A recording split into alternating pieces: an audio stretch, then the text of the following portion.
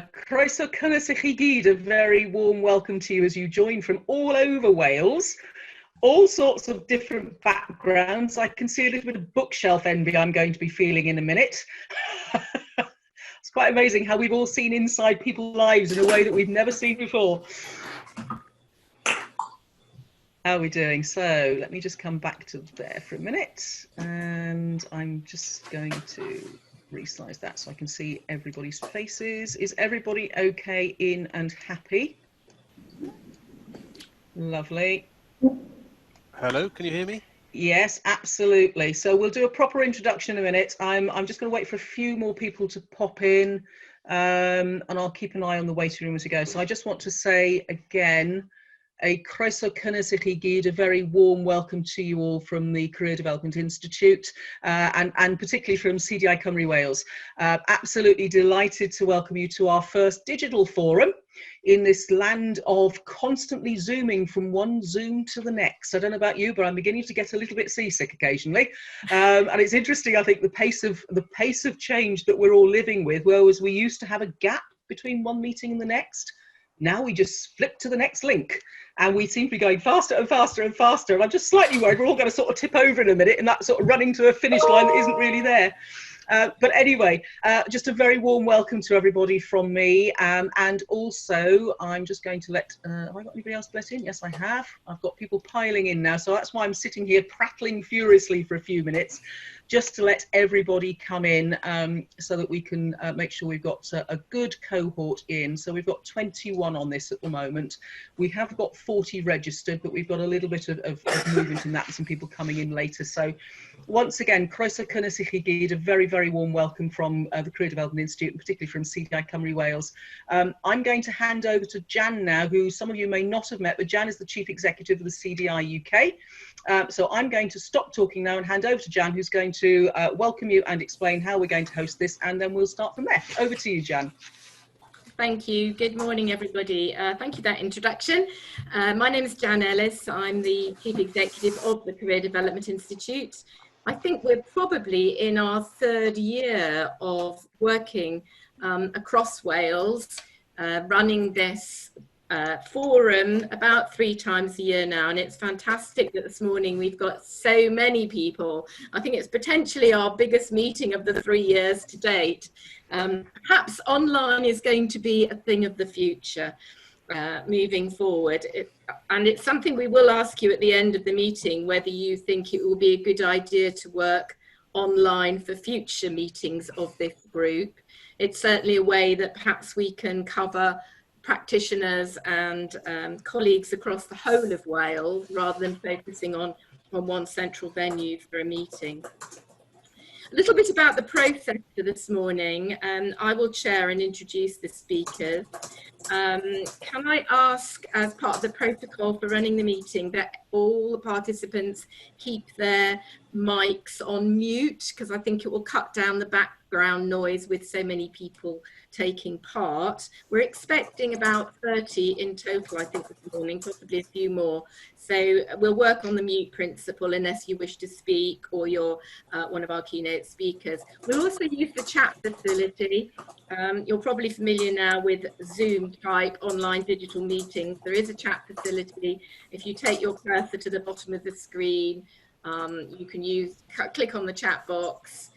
You can send messages to everybody in the meeting. You can choose individuals, but it would be a good way of perhaps noting any particular questions you've got. And I'll try and keep an eye on that chat box through the meeting and raise any particular questions with our speakers at the end of their sessions that they can provide answers to. Carolyn and I did talk about recording or not recording the meeting. We've decided that we will record the meeting and provide the recording to the participants so that they can keep that. If you would prefer that we didn't do this, and I think it's right that we ask the question, please include in the chat box that you don't want, you would prefer that we didn't record the meeting. And if a significant, 70% or whatever come back saying we'd rather it wasn't circulated, then of course we won't circulate it to the delegates. I think Kira will be taking minutes. I can't see her name on the screen yet, but we hope she will be taking notes. So there should be some supplementary notes to any that you take, which we will circulate after the meeting. We appreciate that some colleagues will have issues on using Zoom as a platform because their employers are not very keen about it for one reason or another. Please rest assured that we have taken every precaution with the way we're using it today, and anybody who is not in the meeting at the beginning will be sort of quarantined in the waiting room and only be let in when we know that they should be allowed to join the meeting. So we'll be using Zoom in its strictest safeguarding sense that we can to ensure that our meeting is safe and sound. Moving on just from what happened at our last meeting, because normally we have a session now where we go through the minutes of the last meeting, and for those of you who were with us, you'll recall that we focused on the third sector. And since that meeting, there has just been, you know, the world has changed completely from that meeting to now. So we decided it wasn't perhaps as relevant to go through in detail the notes of the last meeting and matters arising, but they are available if people want them to look at or to discuss for the future. And we can recirculate them if anybody wanted to see those. But our presenters, and the format of these meetings is that we try and invite 3 presenters to present on a broad topic of interest to the greater group of professionals allied to the career development sector in Wales. The format of the meeting was very similar, but it was presentations from third sector bodies whose lives will have completely changed and will need more investment than ever to help us get through the next 6 months, both as a nation, as part of the UK. Moving on to today's agenda, it was by good fortune and chance, really, that we picked this theme quite a few months ago, probably before the pandemic actually hit us, that as things are, we're all moving towards a more digital existence, and really COVID-19 has really just brought that into really sharp focus for us. As we work with many practitioners in this career development sector, we've had to step up to the mark in working digitally. And we thought it would be useful for this meeting to bring together some of the experts in the field of working digitally and the career guidance sector to bring together, to present to you some of their thoughts and how things are folding. So I will be shortly introducing to you Nikki Moore, who is a senior lecturer in career development at the University of Derby at the ISEGS Centre. And her focus has been for a couple of years now. She's been particularly interested in the digital needs of career development professionals. She might be telling us anyway, but she had contributed to the CDI's digital strategy, and she's working with me on rolling out our professional development with respect to digital skills and digital learning in the CDI, but more about her later. We've invited Gareth Phillips, who's Head of Digital Communications at Career Wales, to talk about the good stuff that Careers Wales are doing with their platform provision.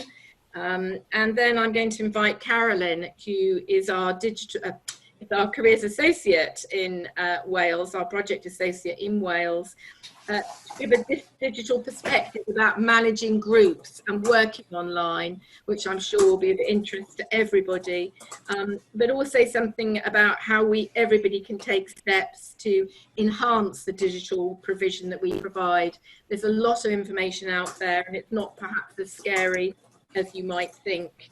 And we'll finish the meeting with a chat about how well it's gone for you running this meeting digitally, and talk about dates for the next meeting. And I will be asking you at the end to contribute through the chat box any themes that you think we should focus on for our future meeting. The next one will be in October, but I'll come to dates at the end of the meeting.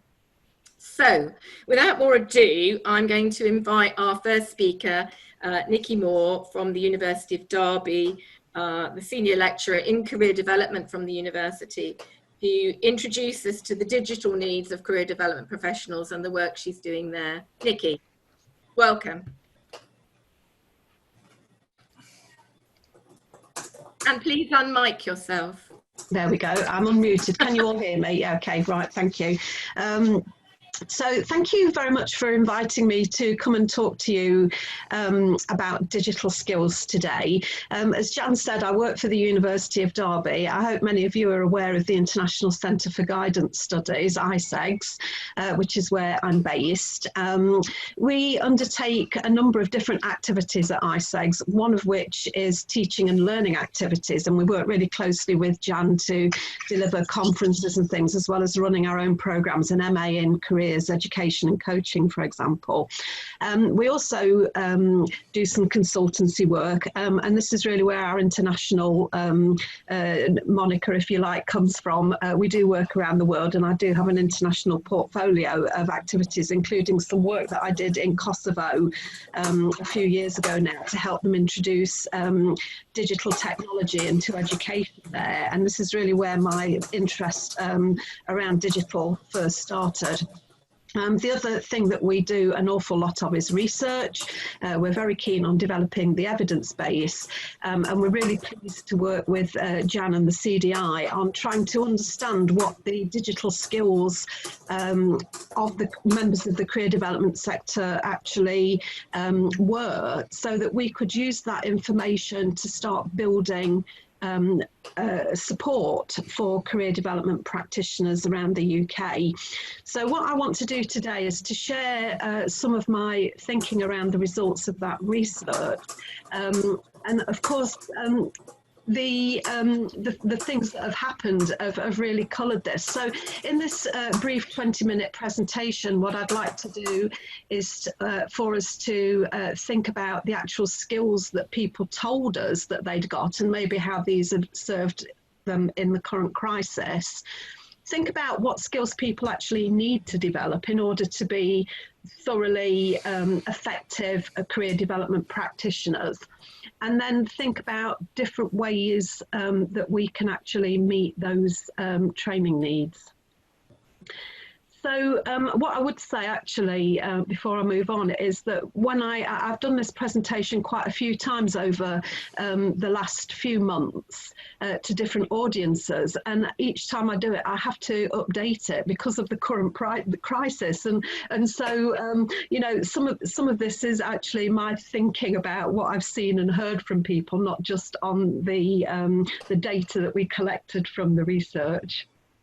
So just a little bit of background. Jan mentioned the CDI strategy, and that was actually launched in 2017, and we're coming up to really reviewing that later on this year to see how effective that's been. But the strategy actually asked that we undertake research to look at the digital skills gap and to produce a training programme. And in actual fact, the government actually launched their digital, their career strategy, and actually mentioned the need for this digital strategy, and that the CDI was actually undertaking this work. So it's of quite high profile. So what I wanted to just think about is actually some of the questions that we asked of the practitioners, and we did find that technology is being used in two main ways. Now, this won't be a surprise to many of you. It seems quite obvious, but this is the first time we've actually had the evidence to actually back this claim up. So we know that people are using this to deliver services directly to clients, but also to manage the activities that they're undertaking, so some of the business activities. And I think a lot of the narrative that we hear is around how we support our clients through digital technology, but actually we shouldn't forget about some of the other things that we know about. So we do know that digital technology is being used to support clients through things like group work and webinar technology and things like that. Social media is a growing phenomenon, and I've heard from some practitioners, for example, in universities, who have told us that where in the past they might have offered the service to review somebody's CV, now they're more likely to offer a service to review somebody's LinkedIn profile. And of course, the implications for that are practitioners need to be absolutely au fait with LinkedIn. They need to understand all of the nuances of that, how to promote yourself using LinkedIn. But also LinkedIn offers some very another range of interesting applications, such as their education options as well. And if you haven't discovered those, go and have a look. But they do have learning materials attached to LinkedIn too. And that's another way that we can exploit that technology to support our clients.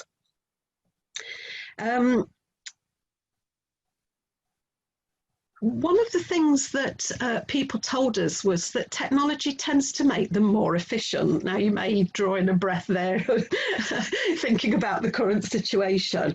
But what they were saying there was it enables them to work remotely and therefore to work with clients who maybe they wouldn't have been able to access. And one of the participants in this research, we did a survey, but I also did some individual interviews with somebody who lives and works out in the Orkney Islands, and she was saying that she has a really strong business, but this is directly related to the fact that she can access her clients remotely.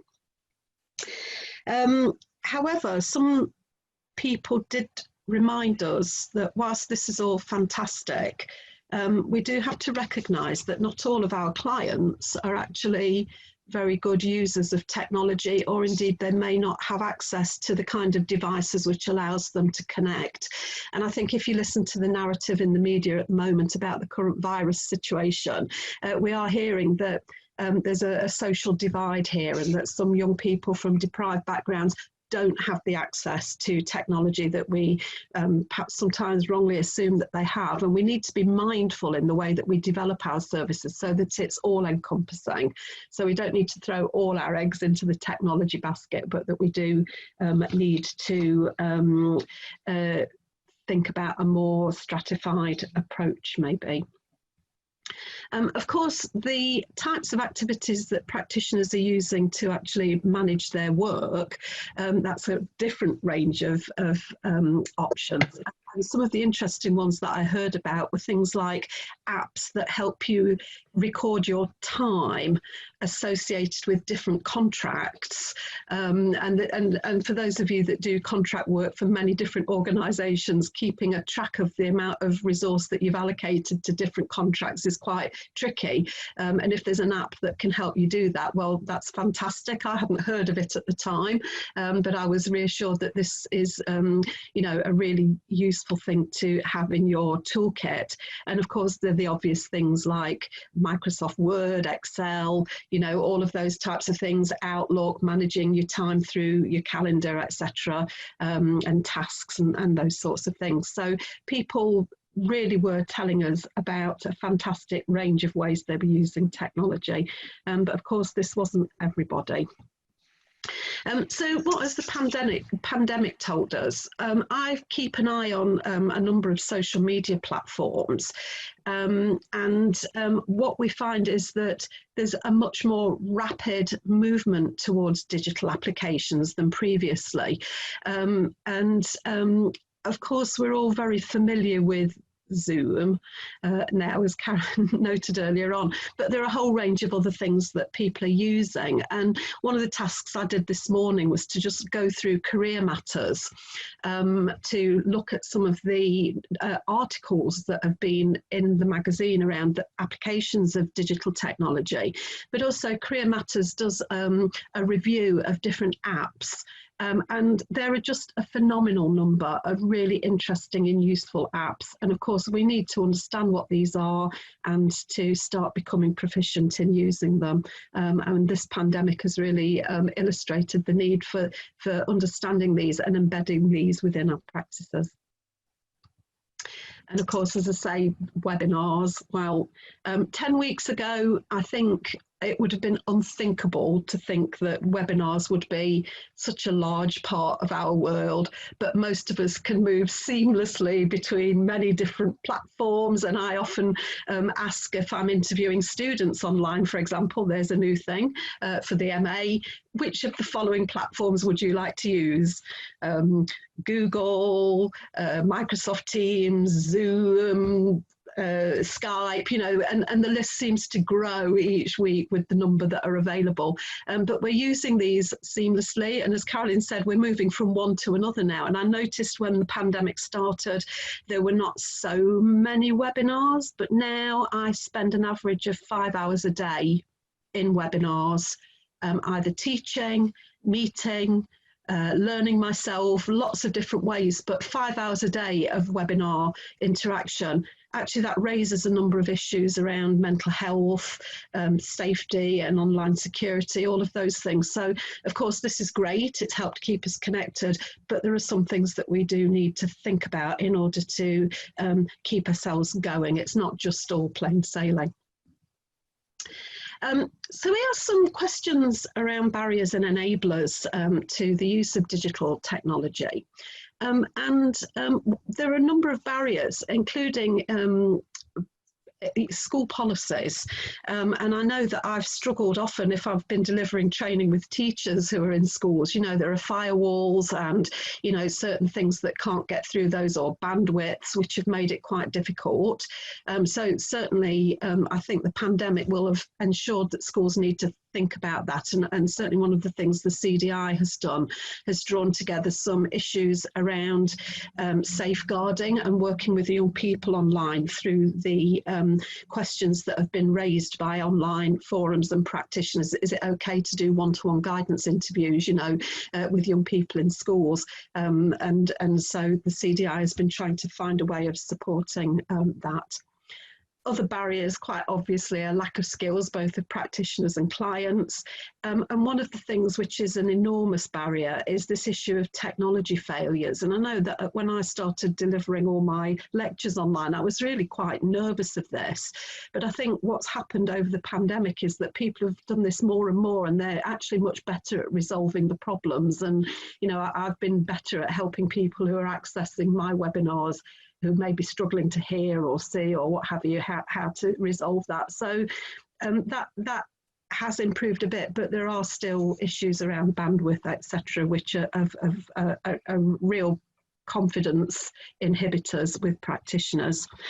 What we do know is that people want to get a lot better at this, and therefore one of the big enablers is the availability of equipment, of course, but training and support is super important. And, you know, the CDI is looking at this. I did talk about training, but we're also looking at ways of developing support for people who want to have a go, want to ask some questions about, you know, which app to use. And so there's that kind of dialogue, maybe through something which starts to feel like a community of practice, maybe.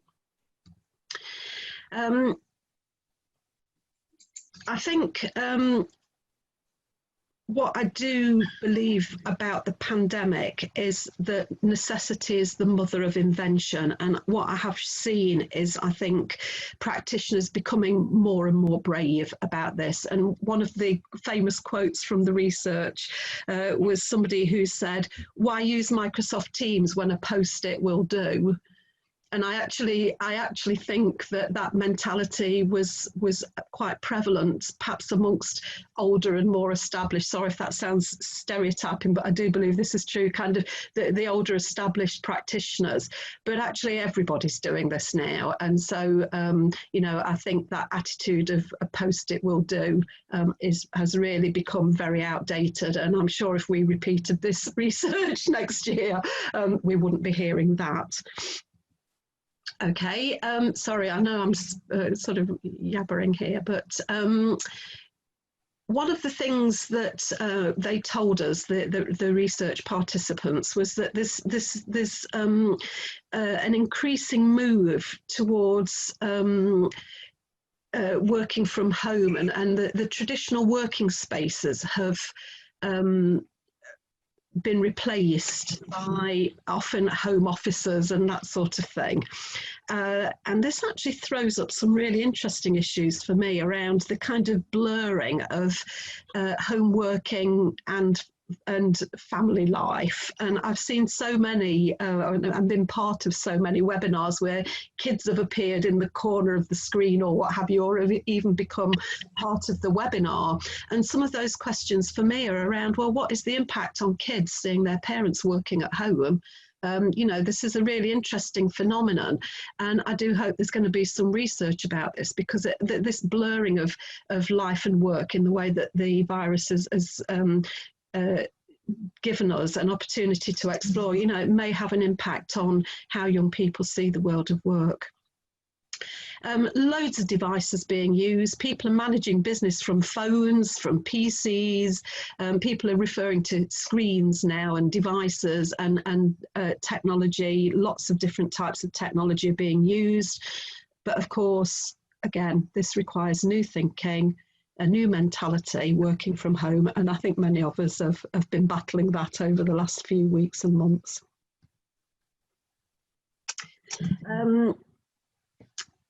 One of the things that has increased, I think, is the use of online data sharing apps. And I know even Jan and I were talking about this the other day with our digital strategy group, and we're using Google to share documents. So what we've had to do is to look at how we've moved away from a sort of shared office space and we're working across wider geographies. So we need some systems for doing that.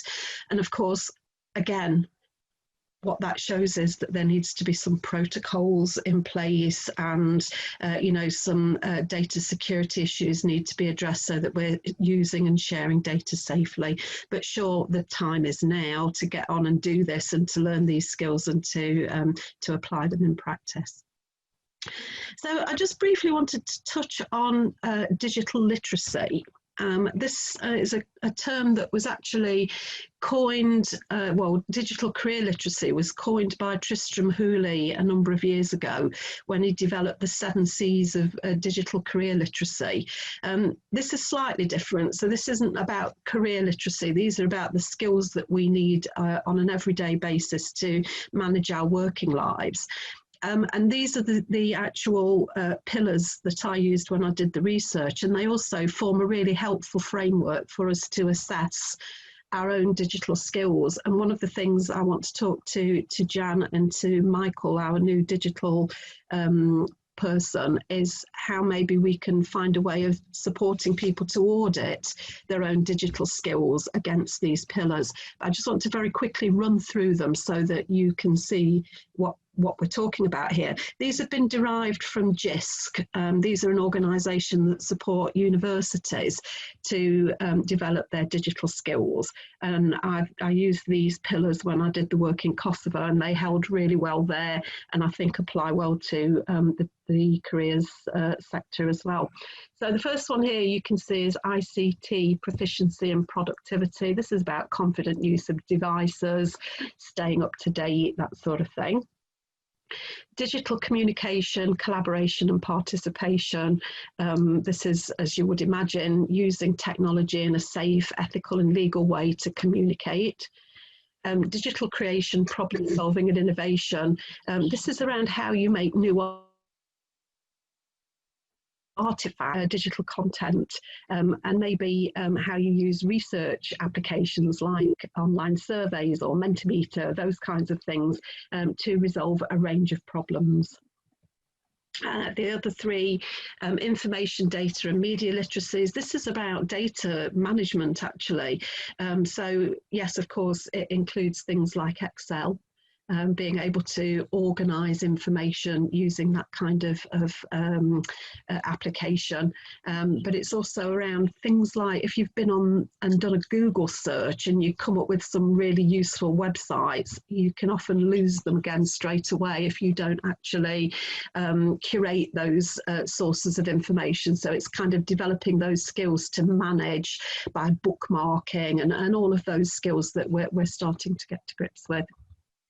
The next one, digital learning and development. This is not just about digital pedagogy and how you yourself develop and deliver online learning, but it's also about how we use learning ourselves. So, you know, what opportunities are there for us to join in webinars, MOOCs, and those kind of, you know, using information finding to read relevant articles, etc., etc. So it's about how we manage our own learning and development as well as those of other people.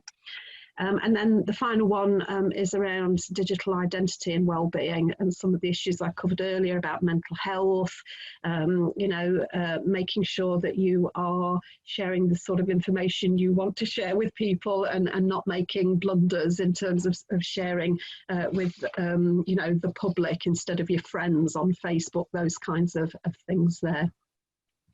So they were things that I used to kind of ask people about their skills. And very, very briefly, I just wanted to tell you what they told us there. So in terms of digital productivity and proficiency, excuse me, people are very strong in these skills. The only thing that people were less skillful at were things like, and probably confident at, is contributing to blogs and public web pages.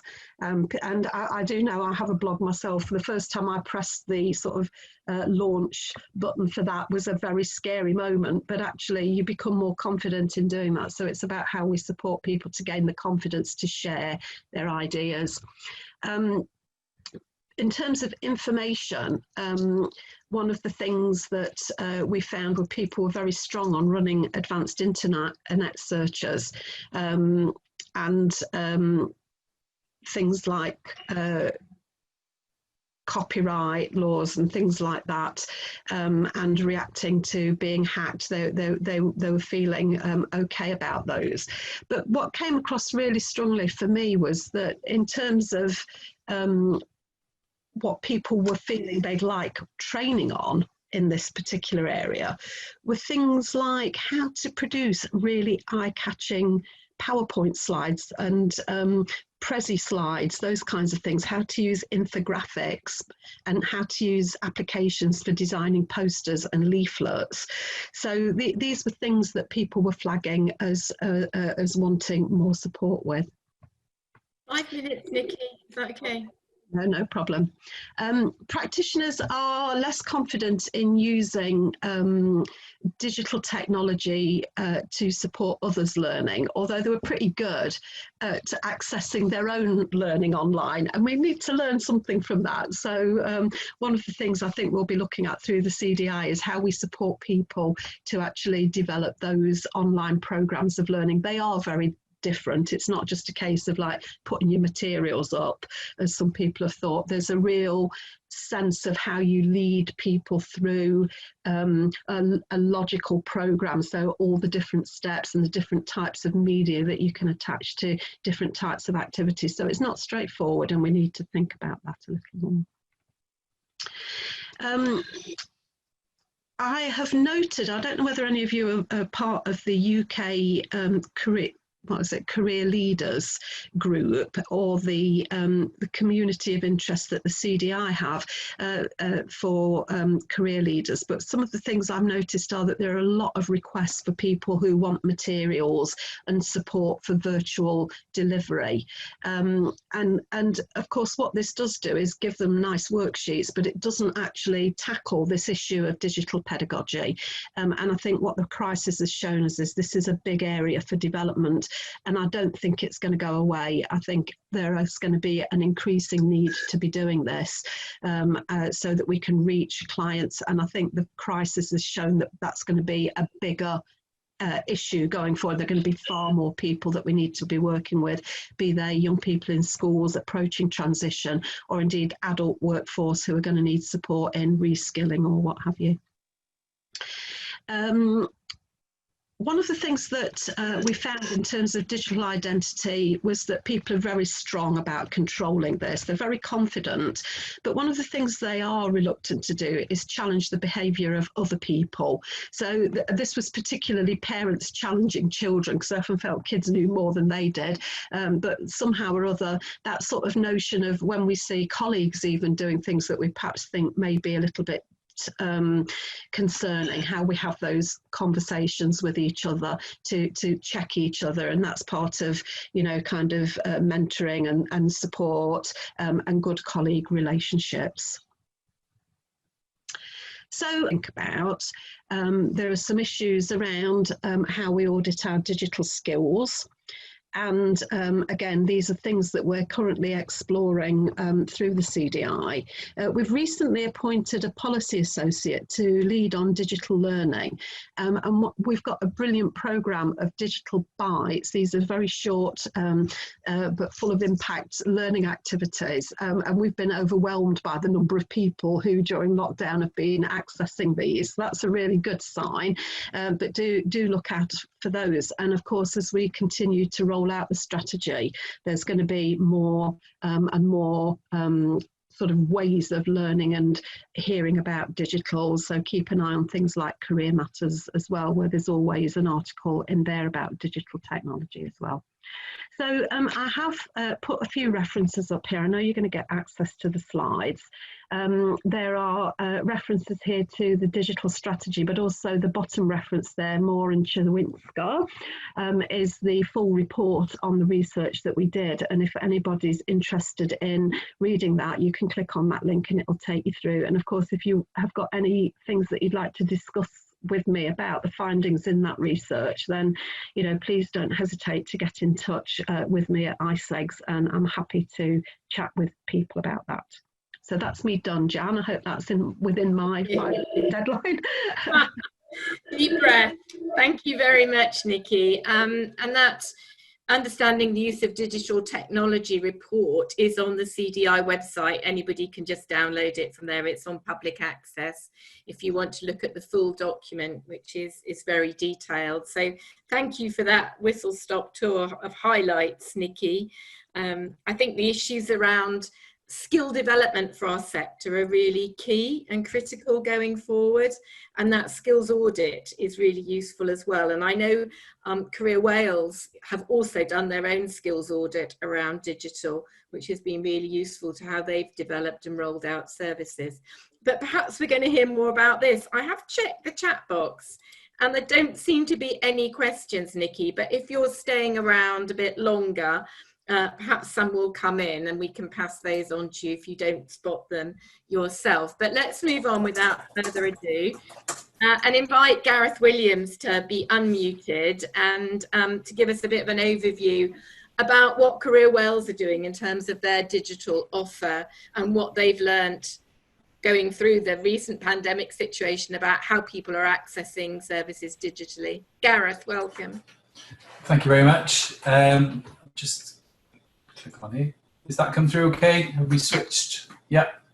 Okay, so yeah, thanks for the opportunity and the invitation to attend today. I thought that was really interesting from Nikki and some sort of really interesting takeaways from there around staff confidence to use technology and problem solving.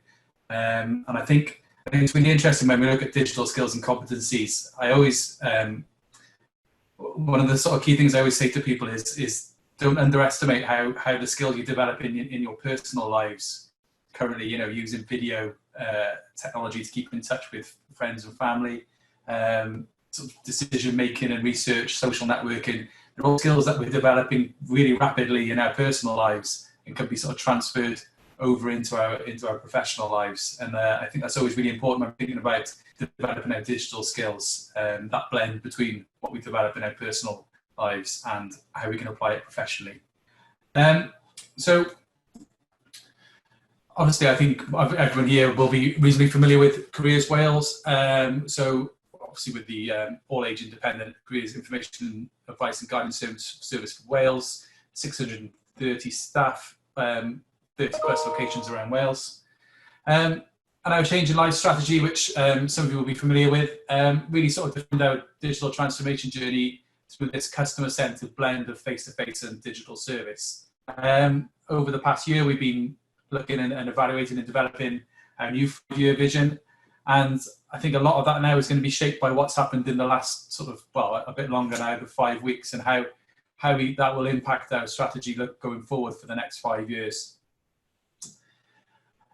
In a nutshell, really, I think as Carolyn said at the start, what's happened really has just been a huge acceleration in what was a kind of planned transformation program to develop our digital services offer even more.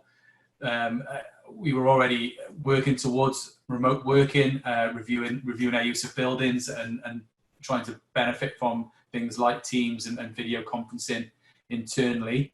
And I think what's happened really is just those plans have just been accelerated considerably. And the challenge really at the moment for us is to manage that change in a way that ensures we're still meeting our objectives and most importantly, still meeting the needs of our customers.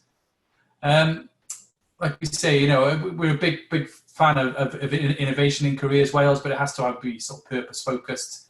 Some of the things we've been looking at, I'll talk in a few moments. But I think the biggest thing for us has been the shift in culture. What we've been able to deliver at Careers Wales wouldn't have happened without a very strong culture, and the adaptability and resilience of staff, their appetite for change and their willingness for change has been phenomenal, and has been like a real credit to everyone at Careers Wales, and we've been really, really proud of how we've responded. I just wanted to talk a bit more really about the whole digital transformation agenda, because it was really interesting to hear Nikki's perspective from practitioners and what they've been reporting back. For me, any digital transformation program needs to have the four ingredients, and as everyone's sort of doing a lot more home baking, I thought it'd be interesting to put it down in a recipe book. But if we don't have those four ingredients, any digital transformation program will fail. And for those of you who've been involved in these kind of work, in these programs in large organizations, it's never about one thing. It's always about getting the four things right. And if you don't get that mix right, then something will stop you in your tracks. And it's culture, process, technology, and people. I'm just going to talk a little bit now about how what we've been discovering in Careers Wales and how that's influenced, I think, our response to COVID and the circumstances we're currently in. So for those of you who know, obviously, company's culture, it's not about what you do, it's the way you do it. So there's your earworm for today, if you find yourself humming that later. But for us, it's about being adaptable. We believe that Careers Wales has always been an adaptable organisation, and that's part of our DNA. And the way we responded in shifting 600 staff from 30 offices to an organisation that was 100% remote working in a matter of days was testament to that. PowerPoint not loading, still on page 3. I think I'm still on page 3. We've always been a supportive culture. People's health and well-being right at the start of this has been the #1 priority. That's been articulated from the top of the organisation, but it's also filtered through through our well-being networks. We're using the Yammer tool, which some of you will be familiar with, the sort of internal social network. And that's building up those really important informal networks around the organisation, those things that you miss from the workplace, the people with common interests who might be in different teams, but can talk about things and find things of interest. And they've been really important. Simple example here, somebody posted on about how challenging they were finding being, you know, self-isolating and being at home. Straight away, that they were sort of overwhelmed with people sharing their experiences, tips, advice, and how to help. These things like Yammer and these tools never work if the culture isn't right. It's easy to apply a technology solution to a problem, but if the culture isn't right and it isn't one of strong networks and supporting each other, then it just becomes a tool that people aren't using. But the way people have embraced that, I think, is another really strong indicator of the culture in Careers Wales. Being engaging with staff, you know, there were daily and now weekly messages from the chief exec, really sort of being visible, showing leadership, involving people, seeking their ideas and thoughts on the new normal, accepting and acknowledging both their own anxieties and recognising those of the staff, and being really frank and open about the challenges that people have faced, and recognising the efforts of Careers Wales internally and externally. And a lot of the external sort of ambassadorial role doesn't always get seen, but I know, you know, our chief exec has been meeting regularly with Welsh Government ministers and doing a lot to talk up the importance of Careers Wales and the services we offer. And I think that's now being recognised even more so in some of the messages coming out from Welsh Government. And there's certainly a strong, I think, the profile of Careers Wales and the importance of careers guidance, I think, is, in my experience, has probably never been higher. And that's down to some really good leadership, I think, from the chief exec at Careers Wales. That all enables... Gareth, I think we've got problems with your PowerPoint because it's not keeping up with you. So Apologies for that, but we'll do our best to try and reload it. Okay. Shall I carry on, or should we try and catch up? I was talking through the slide. What have we discovered about our culture?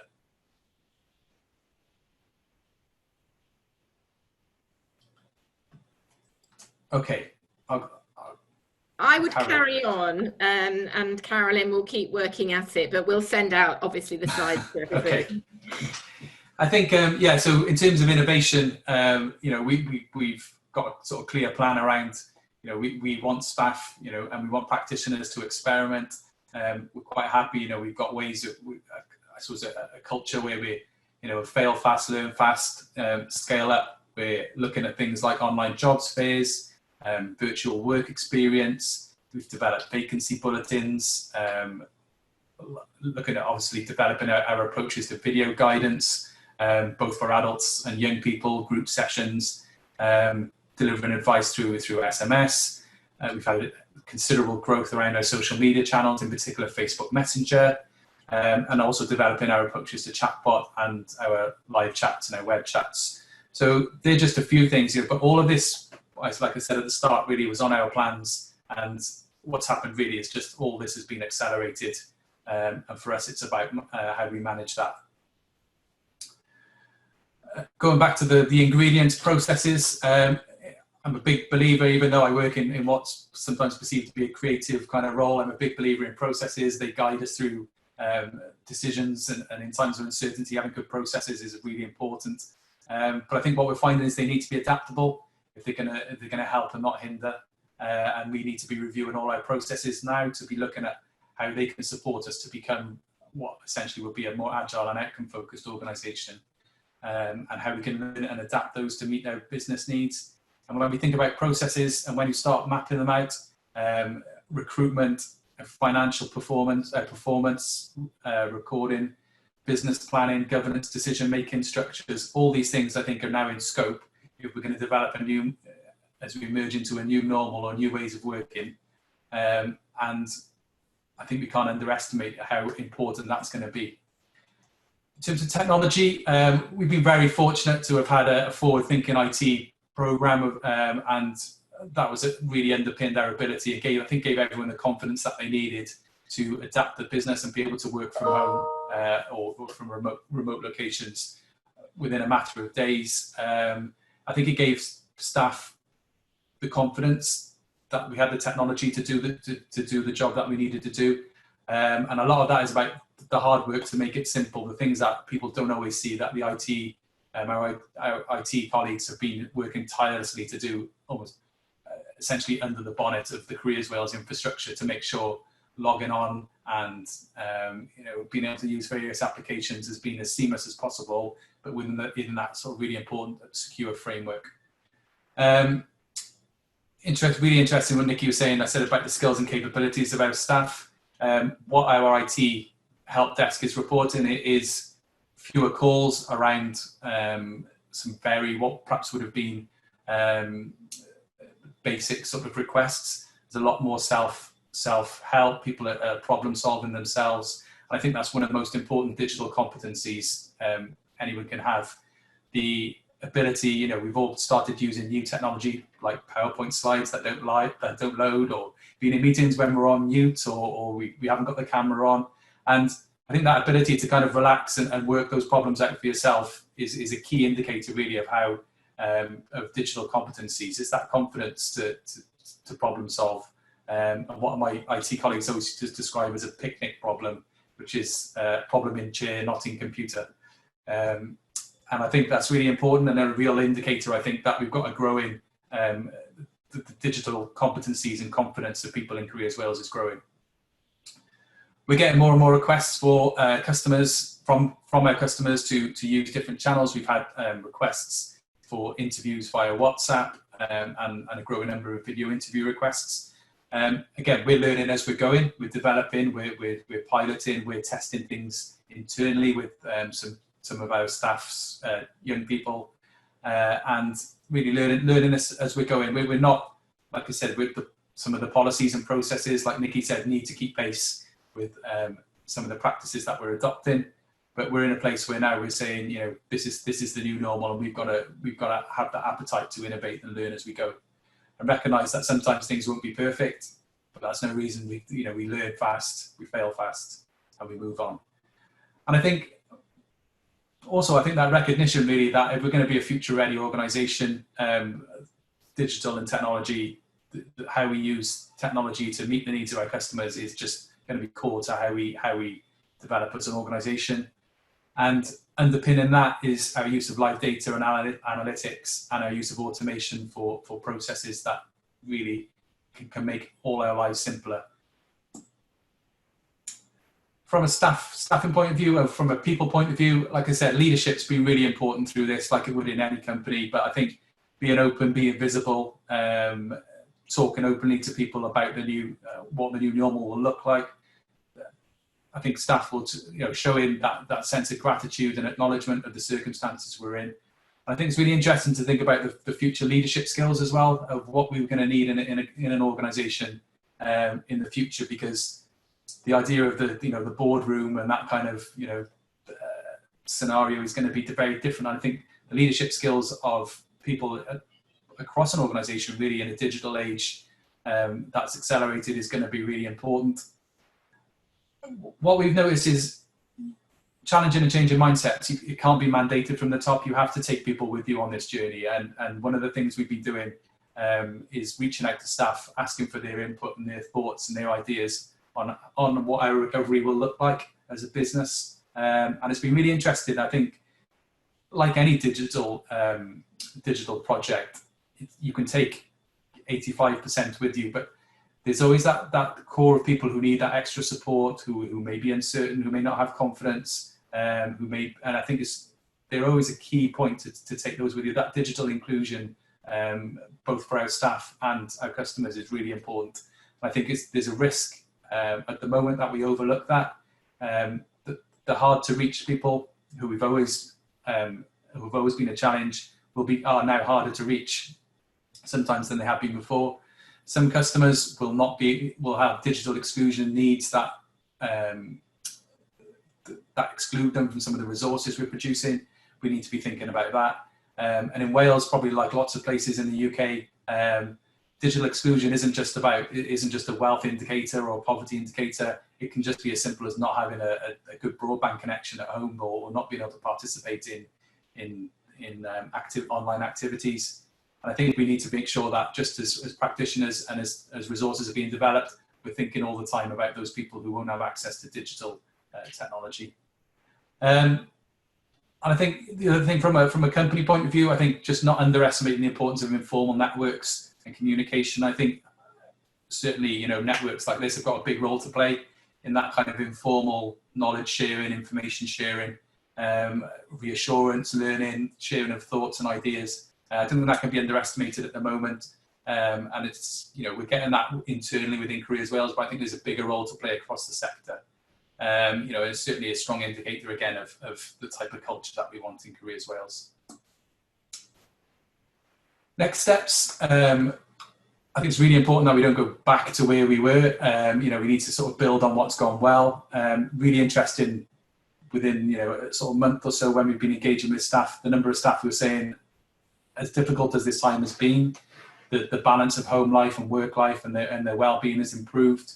And from simply from a business point of view, we become greener, we become more efficient, potentially more productive. Although there'll be greater challenges ahead on to judge that. And supporting what hasn't gone well, staff well-being again is the flip side of that coin. There'll be staff who really need, from a health and well-being point of view, that work environment, being in an office, mixing with colleagues. We can't just sort of bypass that at all. We need to factor that into any plans we're making. Like I said, our plans for making sure we're reaching the hard to reach and the digitally excluded. And how are we going to mitigate this loss of face-to-face guidance? It's a core of what we offer. It's our core offer. I think it's really important that doesn't get overlooked in this journey towards the new normal. Is making sure that the prominence and the importance of face-to-face guidance doesn't get diminished and doesn't get overlooked. And I think they're just some of the things that we need to sort of set out in our new strategy. and we need to, like I said, take everyone on that journey. The conversations we've been having with colleagues in Welsh Government have been, quite clear from a young person's perspective and from a potential redundancy perspective, that the role of the careers guidance and support is going to be as important as it's ever been in the next sort of 6 to 12 months. And we have to adapt quickly to make sure that we can deliver and meet those needs.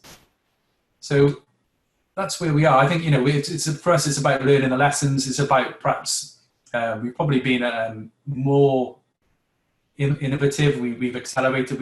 Haven't been afraid to try things where in the past we might have wanted every T crossed and every I dotted, before we tried things. But now I think we've got that culture where we're doing that and we're learning. I think it's making sure really that we've always got the customer's needs at the heart of what we're doing, and making sure that remains at the core of whatever the new normal looks like. Thank you. Thanks very much, Okay. Karen. Excellent. No, thank you. And our slides caught up with you in the end. Did they? Yeah, no. We did catch up about, 2/3 of the way through. We were absolutely back on the same slide we could be for your presentation. So thank you very much for that.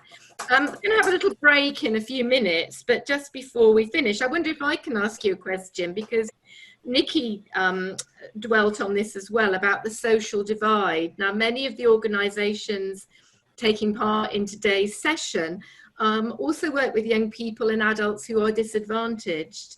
And I'm just wondering, because we have had this great move onto digital, what are you doing in Career Wales for those young people that can't talk with professionals digitally? It's an issue for all of us working with the public at this time of relative lockdown. How can we provide services for people that only have one digital device in their house or maybe less, and how can we communicate with them? Have you got any thoughts on that?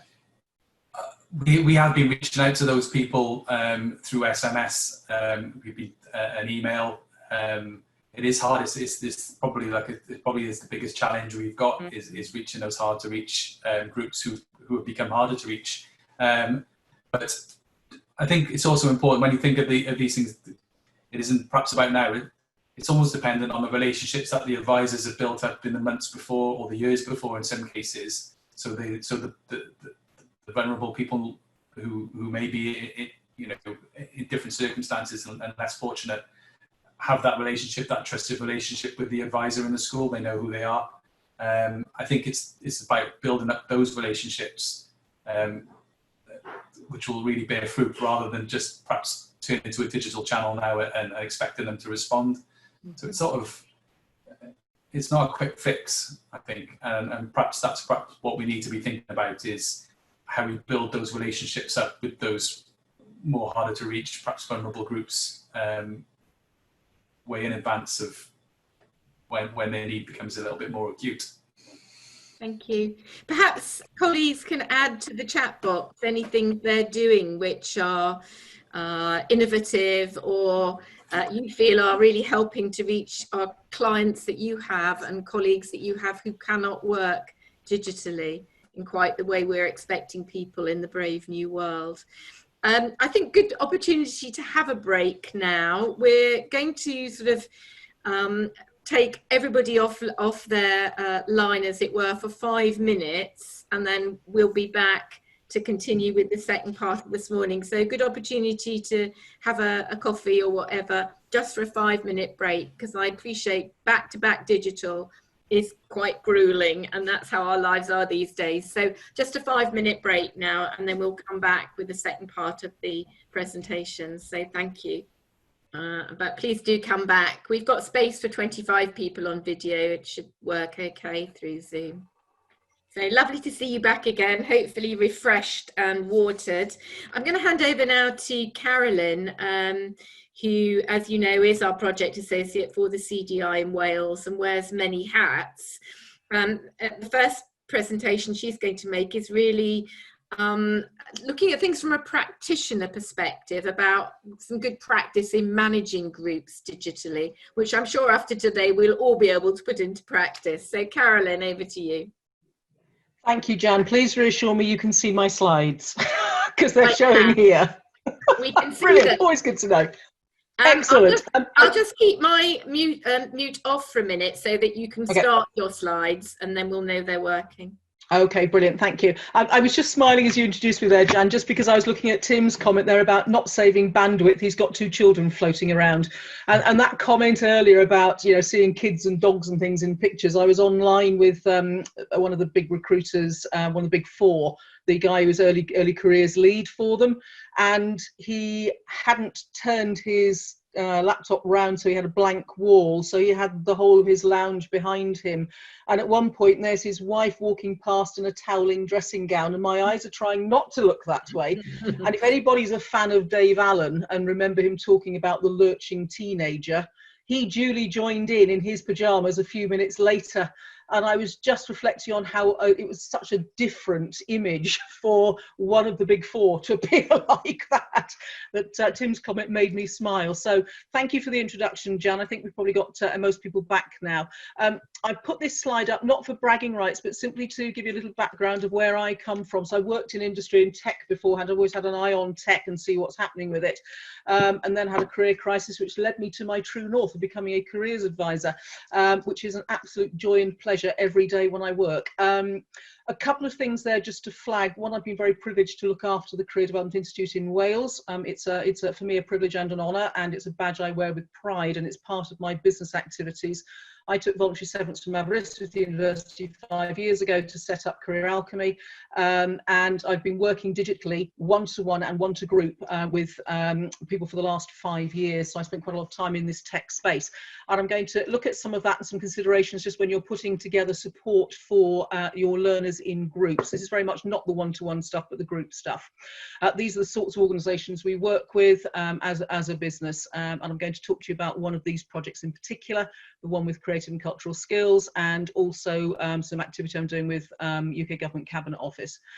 So 4 things I'm going to look at: the choice of approach, how we structure that learning, engaging participants emotionally, because if we don't engage them emotionally, then we're not going to get anywhere.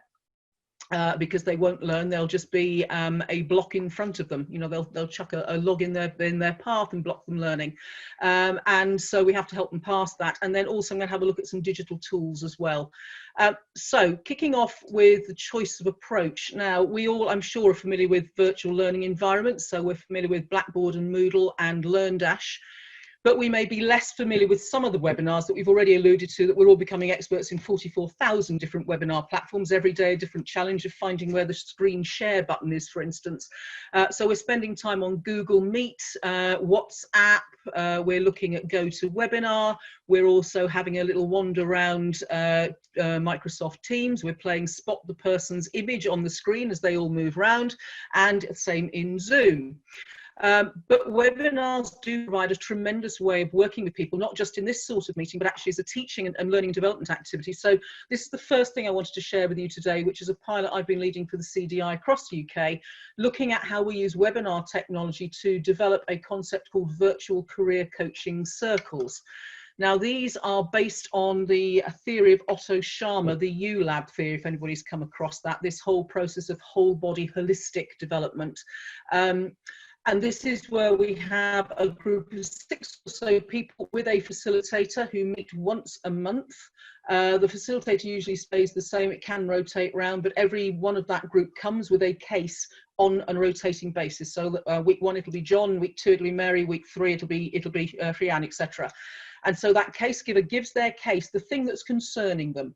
So we've all had that moment when we've walked away from a meeting or we've walked away from a client interaction and gone, I could have done better, or that didn't work properly, but I don't know what I could have done differently. And that thought that lingers with us over time. And that's what this is designed to do. It enables a case giver, one of the group of 6, to come forward, explain that, to be heard in a protected, supported, confidential, and wholly positive environment, and to be taken through a process to help them reflect. Now, I'm not talking action learning sets here. I think the difference is an action learning set can be quite atrocious because, with no disrespect to anybody in HE, I worked in it for 15 years. The whole language around HE is you defend your PhD. It's quite a combative, in some ways, intellectual rather than intellectual and emotional conversation that happens, and quite rightly with the context that a lot of that work is done in. This is a much more holistic process that brings in heart, mind and will. And so it enables people to have that, to be heard with that problem, and to crowdsource, if you like, amongst that group solutions, but helping that person to find them from the inside out, which is the best form of development possible. So we've run the pilot in several iterations, and we have also run it for one of them was with Careers Wales, as it happens, our big member in Wales. And I'm going to share with you some of the findings from that very briefly. We will be writing this up for Careers Matters later in the year. But it's about this confidential and safe space to explore and develop something that's bugging you professionally, and then coming away feeling enriched, heard and supported with some new insights. Is of course very cost effective, it's very flexible and it's very easy to scale, which is why we wanted to do the pilot and why Careers Wales were very keen to do that and are now adopting this moving forward as an approach under Kira's steerage. So here's some of the feedback from one of the pilots, and you can see here we asked what they liked about the experience, and you see we've got stuff to do with structure, because there is a process and that process is shared on the slides as you go through, which keeps people on track. It gives that sense of collective sharing. We've got reflection happening. We've got insights, perspectives. We're developing, it facilitates the development of theory and application of new techniques and sharing of that as well. So it's a very rich environment to do it. Sometimes we've done it in the various iterations. We've done it with cameras on and with cameras off. So this particular one had no vision on, it was just purely audio, and that actually developed listening skills quite significantly. Some people felt they'd have preferred to see, but some people were very happy to actually develop that listening channel, because we can hear a lot of emotion if we pay attention. So that's what we liked about the experience, and this is what they learned and what they'll do differently as a result. And you can see from the word cloud there, listen is very key. And if we're talking about career development practitioners, that's a really good thing to see sitting in the middle. And there's other things as well about not fixing it, because we know we all want to move into that sort of fixer rather than aid and assistant to development. So we've got stuff here that's relating to some of the techniques that we'd expect to see in some of the theories and so forth as well. So I'm going to move on to another project that I have been running, and this is with creative and cultural skills. So I have a research proven career coaching program called Inspired, which actually the independent research was done by somebody in Nikki's team, who actually verified that this program does work, and it helps people become clear in terms of confidence and clarity of direction, and takes them through a process they can learn and use for life. And this is a contract, I'm running a project I'm running with Creative and Cultural Skills Cymru. And it's working with a group of young people who have sadly developed a neat profile but are keen to get into working in the heritage and cultural sector. And what we've done is tailor our offer to reflect that. Now, it's a very small group, and some of them are quite far from the workplace, and this normally has been taught face-to-face over a lunchtime to lunchtime programme. Given current circumstances, all bets are off on face-to-face, and all of those learners have lost their work placements, which is the phase that they're in at the moment.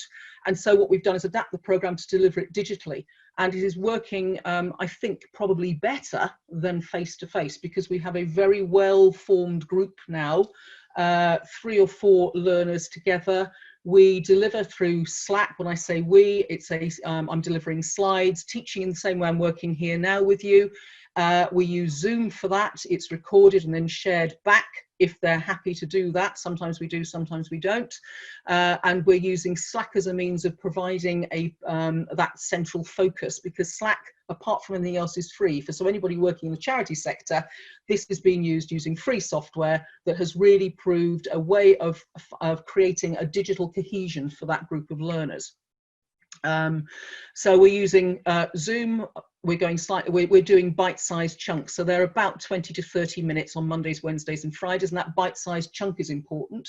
So they do an activity on a Monday, on a Tuesday they have got a worksheet to work through.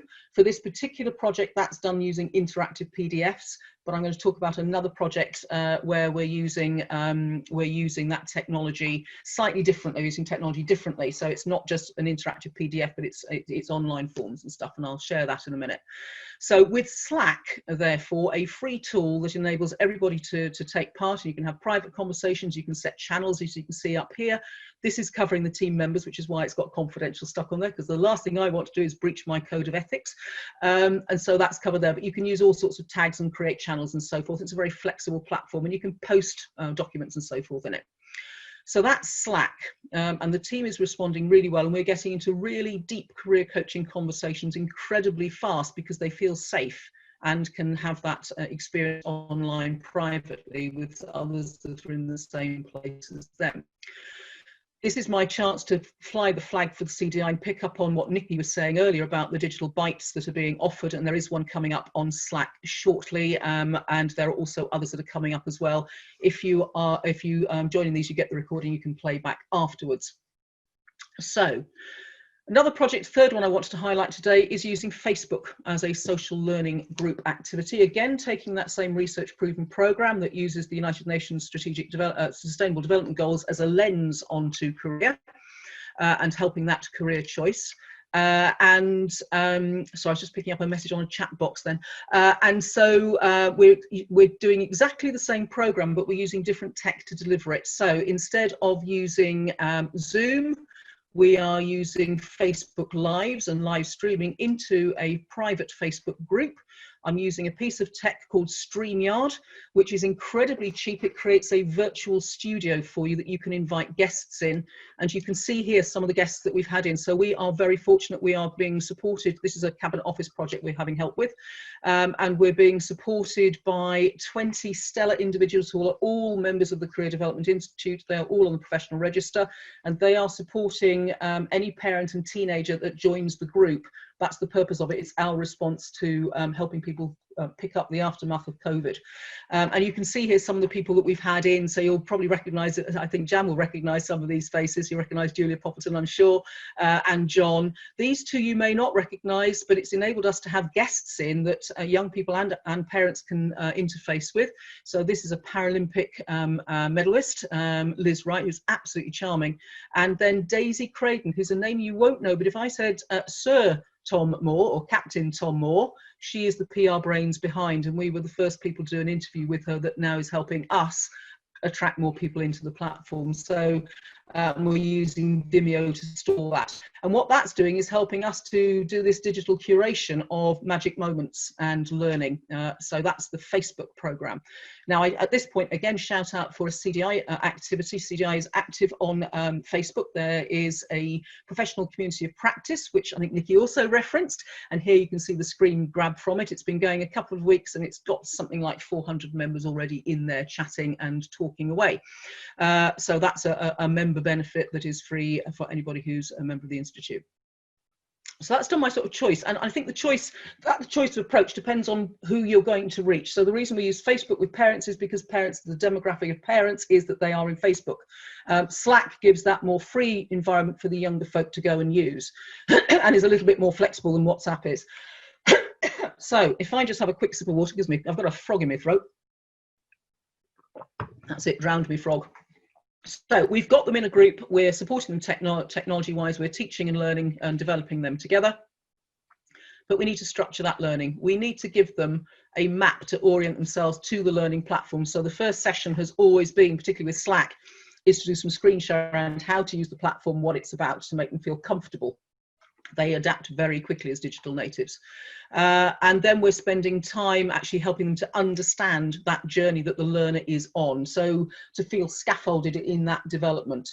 So I talked about the Facebook group having, about the Slack group having a Monday, Wednesday, Friday, 20, 30 minutes an activity in between times, which is through interactive PDFs. In the Facebook group, we do the same thing, but what we're using is Google Forms and Google Docs to create, and we're using that as an online form to them fill in. They fill the data in, they fill the answers in, they get a PDF back showing their answers, personalised to them, and we can collect data through spreadsheets. So that helps us track impact of what we're doing and understand what's working for learners and what isn't. But it is this bite-sized stuff that's really important, because if you've sat like I did yesterday on a 3-hour workshop on Zoom, it was a case of kill me now. Lunch was a 10-minute break. And that wasn't long enough to make the sandwich and drink the cup of tea. So this is about giving people bite size, because the learning curve, the ability to learn, dips significantly after a period of time. And it also has to reflect different learning styles. So we're using all sorts of different stuff. And you'll notice the slides are quite colourful and bright as well, to keep visual stimulation, as it's only a 2D channel. We're using format, a variation on Kolb's learning cycle, starting with meaning and why, because if a learner doesn't get the why, they're not going to get the rest of the journey. So we're starting with why, then we're helping them understand concepts, the what, developing the skills, and then applying that to see what happens when they take that learning and put it into action. So we're using proven pedagogy in a technology context. And we're creating digital artifacts, and they are all sorts of things. And I will share some of those. I've already shared some, but I might share some others along the way. But you can see here everything from infographics, interactives, slideshows, video, animation. This is all the stuff that these guys can create and share with us. And we can also use technology, as this handy model shares here, around polls and surveys and all sorts of different tools and data collection and that artifact creation. So obviously using things like G Suite or using things like Microsoft Education. So one of the most important things of all of the stuff that we do is around engaging participants emotionally. So there are some things that I think are really important, and one of them is about the tutor's personality and how they come across, and even that putting a smile on of the welcome of the first session really starts to warm and connect that relationship. As a trainer in this context, as a developer of people, you have to be confident about being recorded, or at least get used to it and be able to put the smile on until the smile becomes genuine. And using that coaching style and helping people along, I think, is really important as well. So if you go in with a mindset that the session will work well, 99% of the time it does. If you go in expecting problems, that's when tech will get you around the gills. In particular, learners will disengage. I think there's also something about watching your audience carefully and using that sensory acuity to feed back the visual cues you're seeing of the puzzled face or the worried look, and to actually verbalize that and say, okay, you're looking a little worried there, I think, is everything okay? And just doing that check-in in the same way you would in a physical classroom. It just means you have to pay attention. And you do that through what you're hearing as well, and reading between the lines to hear the queries, the questions, the concerns that are expressed in tone or silence. Pacing is important. So sometimes pausing for breath, but maintaining that energy to keep that session moving forward, because there's nothing worse than sitting for half an hour listening to a dire session that's droning on when you're thinking, I'm hungry and I need my food. Not that I'm obsessed, that's twice I've mentioned food in the last 5 minutes, that's not good, is it? But also having some engaging visuals, because it is, as I say, it's a 2D rather than 3D experience, so things have to move to keep that interest going. You have to create an effective working alliance at the front end, so that contracting process, the rules that we all agree to, confidential both in terms of what you share with me and what I share with you, is what we need to be setting and how we're going to work together and what's expected in that dynamic, in exactly the same way as you would face to face, with the aim of actually making sure your learners are feeling safe and respected and heard, and making sure that you are adhering to the code of ethics. And I'm also going to put a flag up for a flag to highlight the new guidelines that have come out about how to conduct virtual meetings safely and ethically, in terms of what's in your background, how you appear, how you work particularly with young children, as younger people, in a safeguarding context. So the links will be in the slide set for you to go and have a look at those afterwards. The first thing I always do in every session is I check the emotional weather. And this is actually reflected in the screen grab from a session I ran for the CDI on working from home when COVID first hit. And this was lovely to see one of our members actually grab that screen and say, this is the most important question, how are you? And then sharing some tools maybe that help people measure that. So this sort of thing, this is from Inside Out, and it's a way of actually scoring. Say, how are you doing? Give me a score, 1 to 10, how are you doing? Just to see, and you can check that not just for learning but for emotional management as well.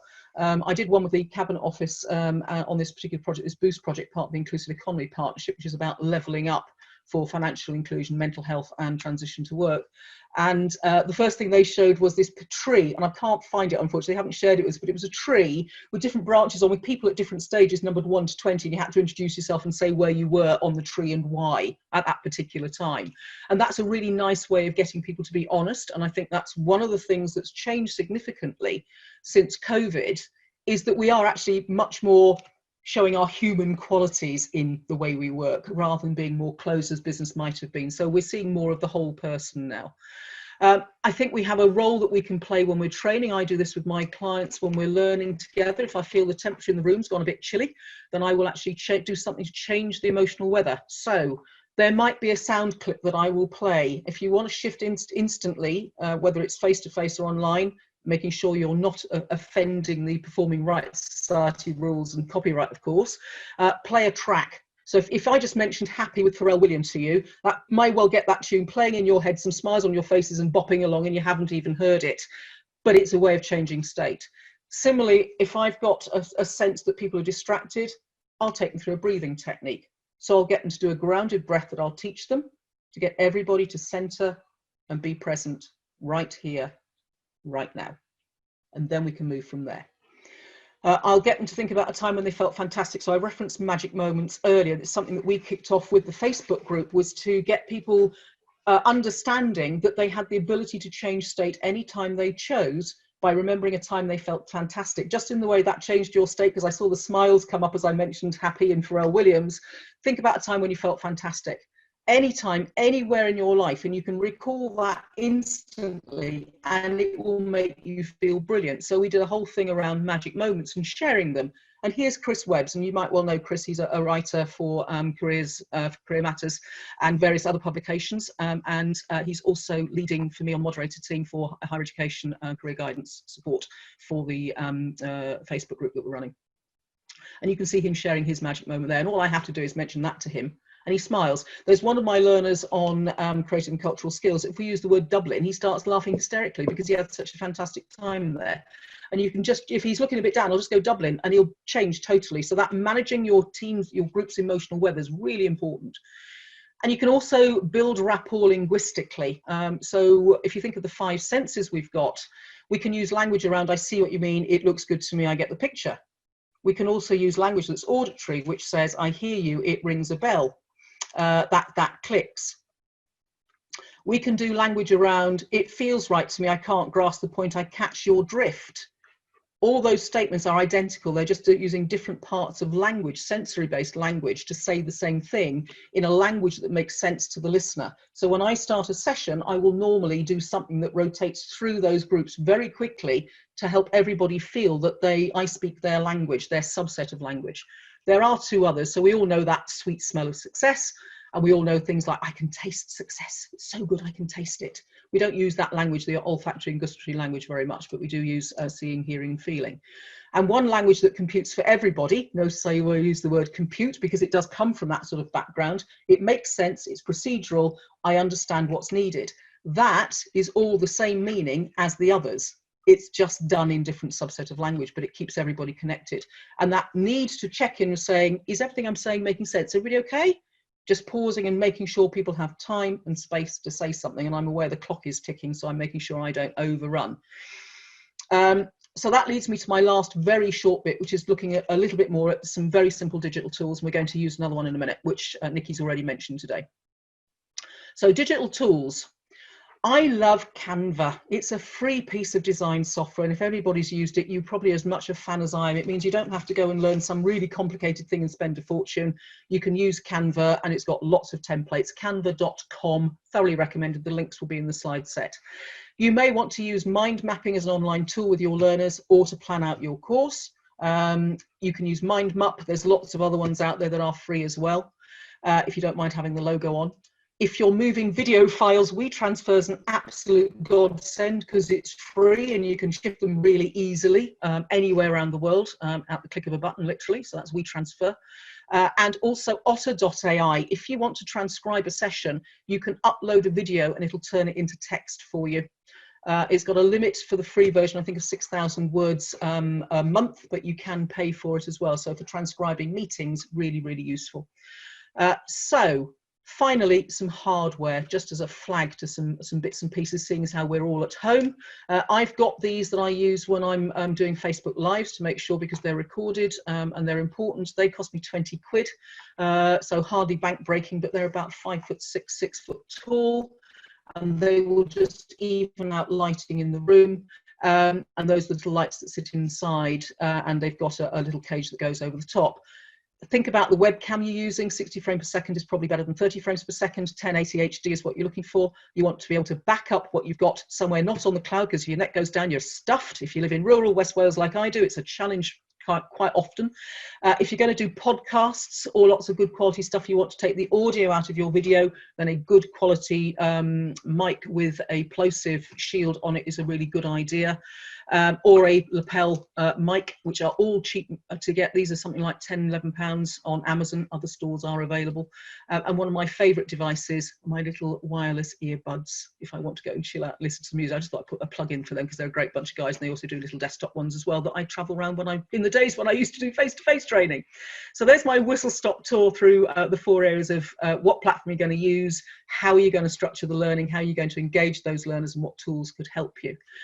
Any questions I will happily take. Jan, I know, is fielding those through the chat box. So if you've got any questions, I'll gladly take them now or after. Pause for breath. Pause for breath, have a drink, and I'm going to say thank you, because I thought that was really enlightening. Thank you, Carolyn. Very welcome. I particularly like the thing about engaging with your participants emotionally and actually giving that some pre-thought.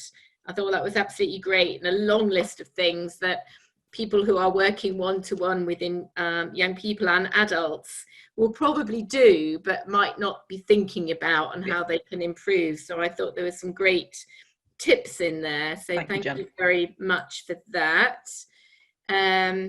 Really good. I think sort of feedback from the group that was really useful. So thank you very much, Carolyn. Very welcome. If anybody's got any questions, 2 sets of contact details depending on what it's about. They'll be in the slide deck. There's a chat thing there, so I'm just going to move on to that. Do you want me to answer that one, Jan? You can, yep. So the question is, what would you say is the best app to develop user guides for staff members to teach them how to navigate? Oh, Lord. I think I'd probably end up doing screen grabs using something like Snippings, and then write some text underneath, or you could use some video capture. There's lots of different options there that can actually do screen capture. Something like Jing is free. It will enable you to grab 5 minutes worth, Jing. I'll probably come up with some other ideas, but I can't think what they are at the moment. I'll share those later. Jan, can I hand this over to you? Advice on safeguarding, especially for under 18s. Yeah, certainly. There is a paper actually on the CDI website. We wrote a position statement with advice and guidance to any type of practitioner working with young people in a sort of Google, Zoom, WebEx type situation where it's a visual digital media. So please just go onto the website. It's under resources. It's there for public access. Please download it. It's a PDF. You can just there have it is. Away. Yeah, it's there. Yeah, and it will be, the link will be in the notes that come out anyway, but it's there for anyone to download.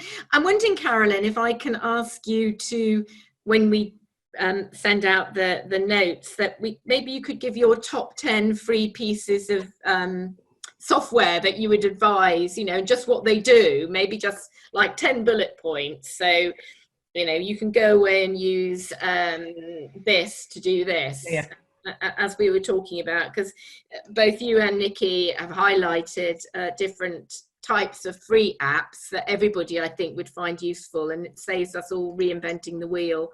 If you could just list your top 10, that would be really helpful, I think. Yeah, no problem at all, Jan. Let me just screen share again, because I have very happily do that. And if there aren't any other questions, do you want me to move on to the next bit, which is another app piece of tech that we're going to use, which is the one Nikki mentioned earlier, which is Mentimeter. Yeah. Oh, I've got, sorry, more questions. Oops. Okay, yeah, so Graham's asked about thoughts of differing backgrounds with apps like Zoom and changing backgrounds to keep learners' attention. I'm a bit split on that, The Helen, who's at Sheffield Hallam, always has one of the backgrounds I saw somebody had earlier, which was the desert island with the moving tree. And it always makes me think of a holiday in Jamaica years ago, and makes me want to go there. So I actually get distracted by that rather than focus on what's being said. I've actually moved my office around. Anybody who's worked with me online before will know that usually that's the view.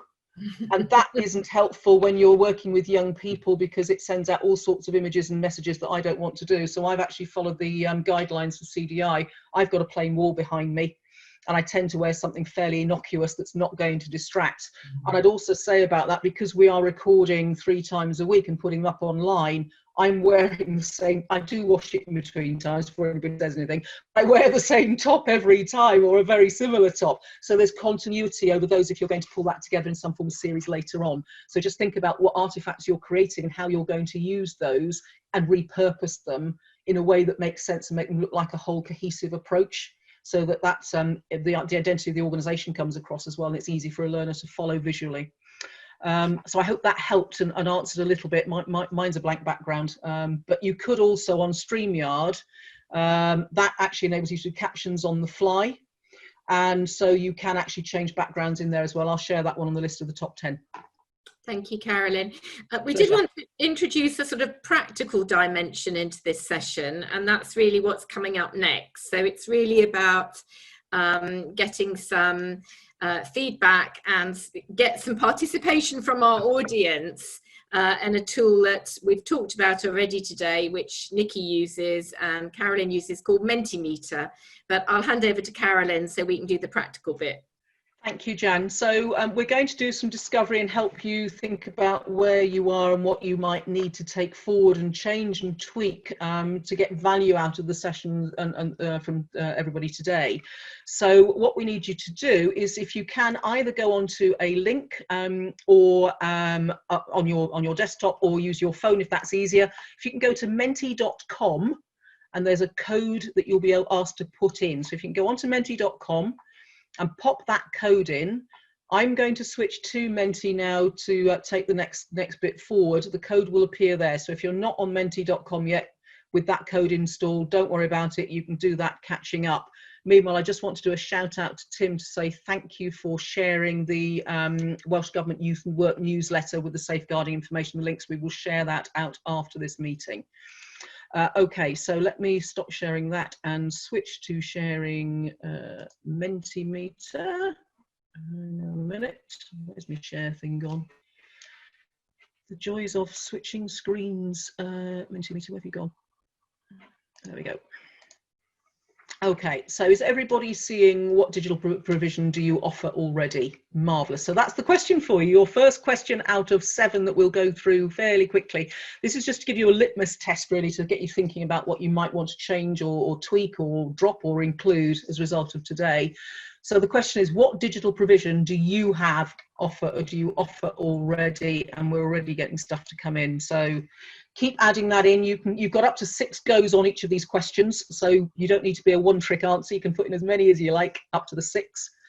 So we've got some blogs there. We're using recruitment online. We've got webinars. We're polling. We've got surveys, teaching online, live sessions. What I didn't mention on Facebook is you can do things like watch parties as well, which are a good way of promoting and getting people engaged. So we've got webinars, Smart Assessor, I have to go and look that one up, okay. Collaboration, okay, Office 365, videos and webinars look like they are taking centre stage. We've got 7 people voted so far. We've got a few more than that on here. So just to make sure everybody's got their chance to vote. Okay, I can't see a number of how many people we've got on here. Why is that not helping me do that? Jan, have you got any sight on how many are on at the moment? 8, 12. Okay, lovely. So it's 20 something. Okay, good. Some people will be on phone, so won't be able to join this, but we'll be able to see these. We will curate, talking about curation, we will pop these into the slide deck so you can see what everybody's come back with, so we can share that learning. Okay, so we're on 13 at the moment. Anybody going to add some more? Brilliant. So I take it that everybody's okay with Menti at the moment.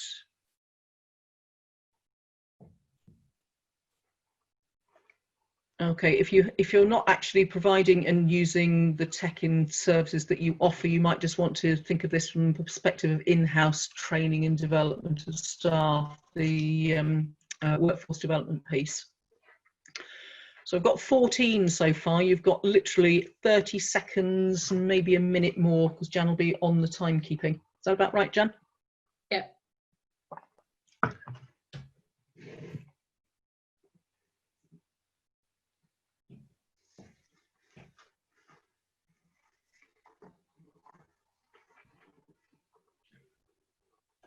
Okay, so we're on to 15 now, so there's a few more people I think listening, so I'm going to literally give you 30 seconds. Clearly we've got webinars. We've all become webinar kings and queens, I think, or webinar haters, one of the two, depending on the day and how well the tech's going.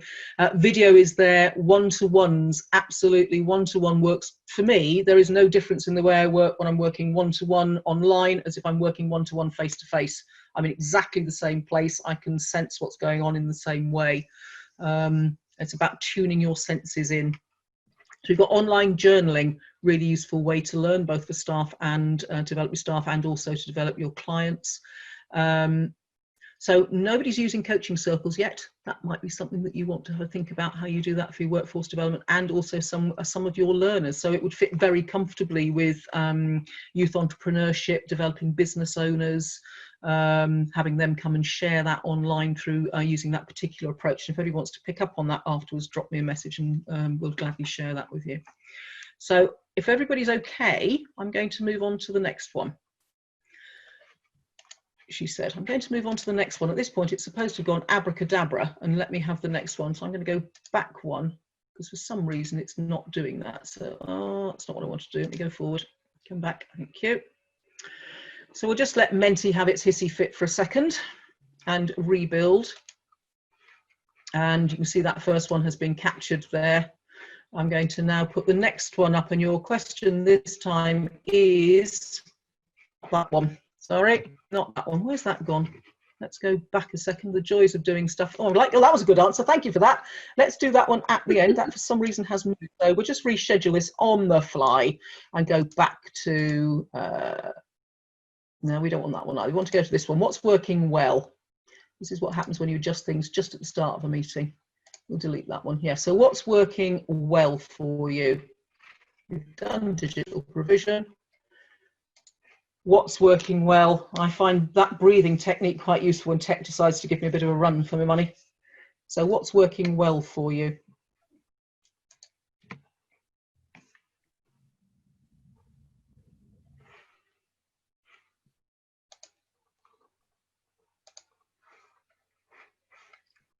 Is everybody seeing this okay?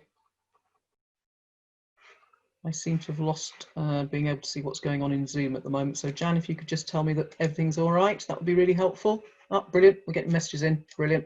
Thank you. So what's working well? Recorded sessions, learning platforms, webinars, CPD. What else is working well?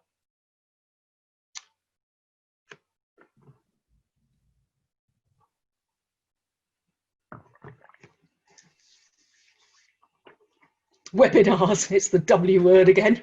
That could turn into a bit of a negative twitching anchor if we're not careful. Great that it's working well at the moment. So daily catch-ups. So the person that said daily catch-ups, is that presumably is using a webinar approach rather than anything else, is it? If you can pop the answer to that in the chat box, that would be helpful. Do you want me to go back a screen now, Bronwyn? I can do that gladly. Is there a reason why you want to do that? Because I will screen share and curate all of those afterwards. I think I've missed one of the, and I'm now all the way out of it, so I'm going to have to go in and see if I can catch you up. Okay, so, okay, don't worry, because there's time. We've only got 10 people voted so far. There's a bit of time to come back in and regroup, and you can always add in. That, then. Okay, lovely. Keep smiling. The joys of tech.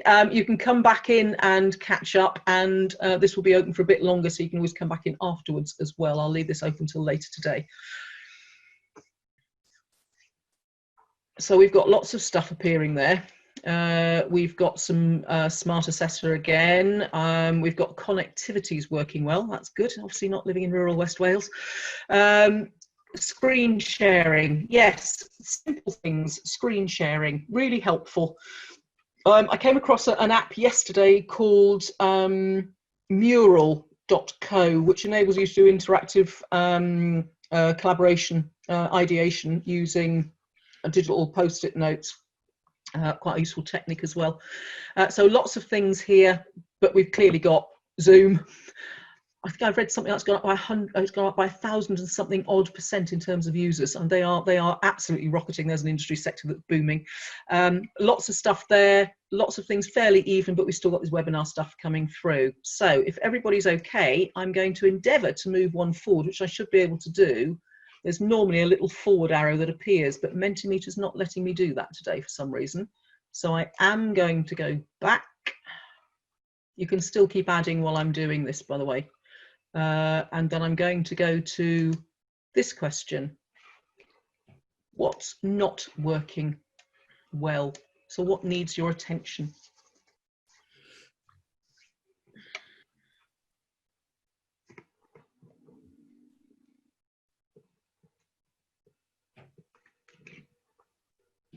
What do you need to be thinking about? Taking regular breaks. Yes, there's one coming shortly, I promise you. We are actually bang on time, which I'm very pleased with. In fact, I think we might be slightly ahead. So there is a break coming soon before you launch into your next one, which is one of the reasons why we went for the half hour, not the hour, because otherwise you do end up having to run for the next Zoom train, metaphorically. So too much screen time. Planning for the unknown. Okay. The biggest challenge we've all got, we're all failing forward, failing fast, going, oh, for goodness sake, that didn't work. There's the unknown magic of timing, trying to understand, certainly with the parent and teenager stuff that we're doing, understanding the mood of most parents and teenagers and where they are and what the drivers are for them this week. Is it that they're still struggling to get a particular ingredient or prescriptions delivered? Or is it that they're now starting to look at how they're going to pick up their life as lockdown eases in different ways across the UK? Obviously in Wales, we are locked down tight still. So maybe there's some difference in terms of that. But all of these things are playing into being able to move forward. Screen fatigue, yeah, the old square eye syndrome. Technical glitches, those are my breathe deep moments. Very true, that lack of dialogue, and that's why we're putting this up here. So really sort of the role of developing your skills. Nikki was talking about the skills that we need to be effective. The role of facilitator is really important in this, to give you a voice even if you can't be heard, by taking that comment through and drawing attention to it. So that facilitation skill needs really to sort of, is a muscle building activity for all of us, I think. So we've got a lot of overuse of tech, basically. Some issues around life balance and how they're blurring, and that was blurring before. It's life balance integration, I think was the phrase I kept reading.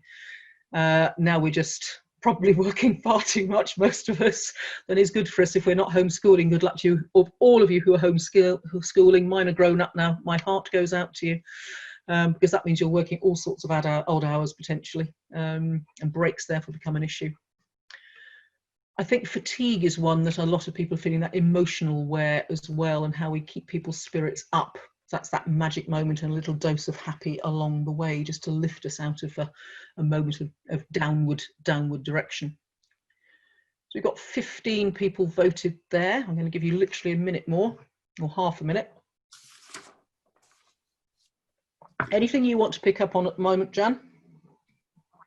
No. Okay. I think they're really impressive, and it'd be fun to share them out in the notes so people can look at them again.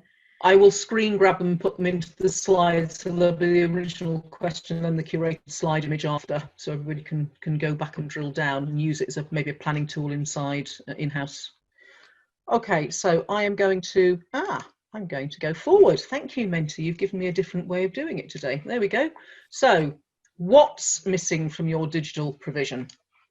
What is it you're not doing that you need to be doing or could be doing that would help? Of all the things you've heard about today and things you've encountered elsewhere and before.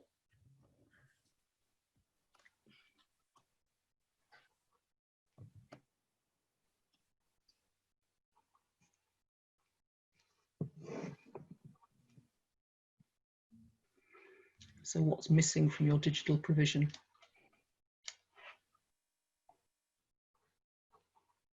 either to make it easier for you, for clients. Coaching circles.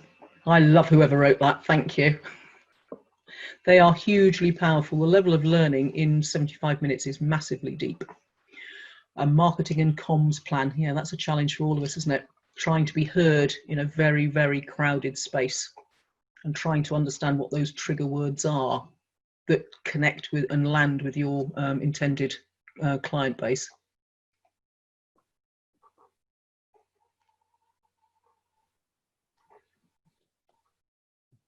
I can hear people sitting in the Rodin pose thinking about how they're going to answer this question. Forehead on resting on hand. Coffee break style chat. Yeah, the old water cooler thing.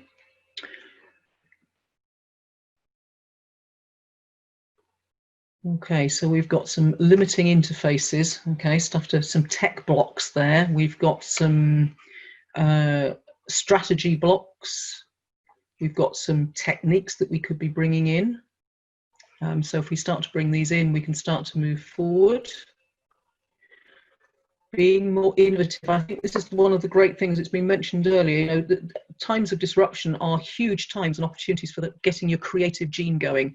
To actually go back and do a little bit more service design and go, actually, could we be doing this differently? What change could we introduce? You know, we have a moment of pause in some ways, where we can actually go, we're developing for the new normal, because we've obviously seen, for instance, Cambridge University is only teaching digitally until summer 2021. Lots of universities have announced digital first terms already. This is not going to go away anytime soon by what we're hearing everywhere, and it's going to take time for medics to catch up with vaccines and so forth. So we are going to be in this new reality. Businesses are realizing they can save a fortune on office space. I think most people are probably finding when they work from home, they can be much more productive, as long as they're not homeschooling at the same time, of course, as long as they've got decent internet access and the kit to do it. Interesting to see the government's announced a tax break for employees who are having to buy kit to work from home. So performance management coming through, engagement, performance management is missing, something that needs to be built in there. So some use of data and analytics to track progress and development and impact. And if there's anything we're all focused on now, it's really developing that sense of impact and what we can all do to help people move forward. I just seen Nikki's message come up. Nikki, thank you. Forward, if that's okay, Carolyn, because I don't want to overrun too much for people. No, that's fine. We shouldn't be overrunning too far at all. So you've done the what, who is missing from your digital provision? So we had talk earlier about the problems of digital poverty, not being able to have the kit or the internet access or the skills to get on. So who are those people that are missing? Who else is missing from your organization or your client base that you need to be thinking about developing something for? Employers at the moment. Yes, and I think all the recruiters have got their heads down doing their own digital adaptations. Certainly the big ones are that we're talking with are all busy redoing their virtual interviews and virtual assessment centres and virtual work experience, and pausing a lot of other activity and maybe cutting back a lot as well. We've seen that the youngsters are the most disadvantaged age group. So who's missing from your digital provision? Hard to reach young people. So what agencies can you work with that will help you do that more effectively, who are in touch with them through some means?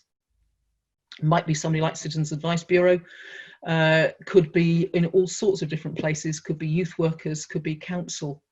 How can you reach those people? I'll give you another minute to pop your answers in here. You can always come back to this. This isn't a, if I don't get it done now, it's an epic fail. This is just a moment where we're asking you to think about it, and you can come back and think about it again later. Okay, so we've got school providers, lazy young people. Are they lazy or are they scared? Hard to tell sometimes what the difference is. UCAS. Yes, UCAS. I think they're sitting in a place of reflection at the moment from what I hear. Okay, 30 seconds more before I move on. We've got a couple of these left, and then we are through to a wind up, a wrap up, and a coffee break that's overdue, I think, almost for everybody. So lots of stuff coming in now.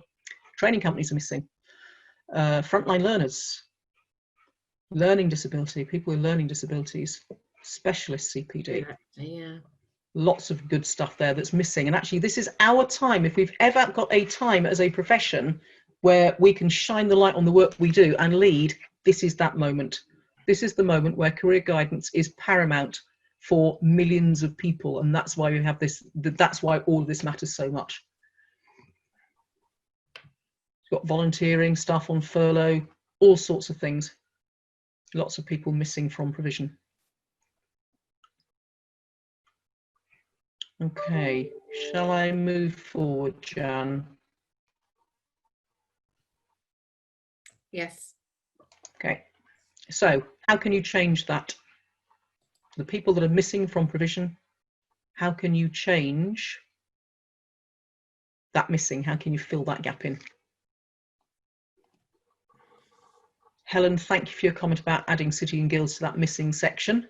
How can you change that? Maybe you can capture it in here now. So your action might be something about City and Guilds, LMI webinars, virtual careers fairs, okay? This may well have come off a pre-prepared list of what's already on your objectives of things to do, but I'm hoping this is going to provoke some action activity in this space that will help younger people and older people rebuild their lives after the devastation they've experienced and will continue to experience based on the deep recession we're all heading for. As the Chancellor finally said again last night. Okay, what else have we got coming? Working in collaboration, I think that's absolute key. So this moving from competition to collaboration, certainly for some of the private providers, but definitely building on that sense we can all build something better together than individually and replicating. The power of together. So we've got marketing's missing. We're going to offer great stuff, but if we don't tell people about it and get them in, that's going to waste of resources and really frustrate and de-energize everybody in the staff. And we have to do stuff that energizes and excites, absolutely. So we've got things that are coming through here that I hope you're finding helpful. As I say, we'll share these so you can build out your own solutions to the questions we've asked over the next few weeks and months. Okay, I'm going to use 10 seconds and then I'm going to move on to the next one.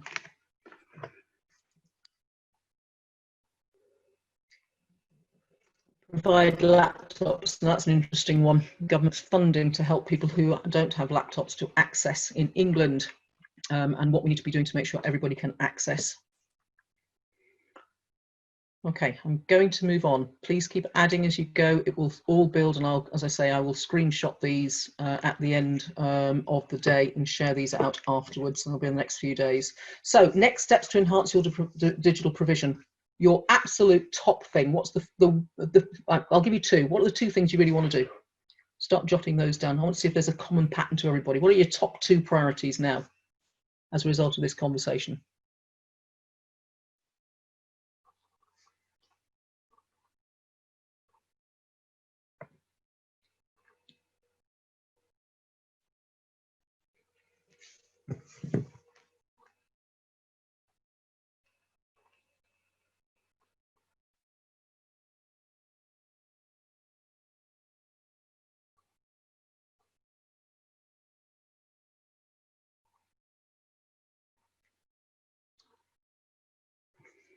Okay, so more interaction, enhanced training, try new approaches, please do. It's not a failure, it's a little learn. Learning helps us move forward, failure keeps us stuck. And we all know this, don't we? We all talk about fixed and growth mindsets, and sometimes we don't walk our own talk. Emotional check-ins, really important. Doing research, testing to test out an approach to see if that's going to build more interaction, putting the policies in to support that, investing in tech and training to deliver that vision. Create content that creates that interaction that moves more people into work.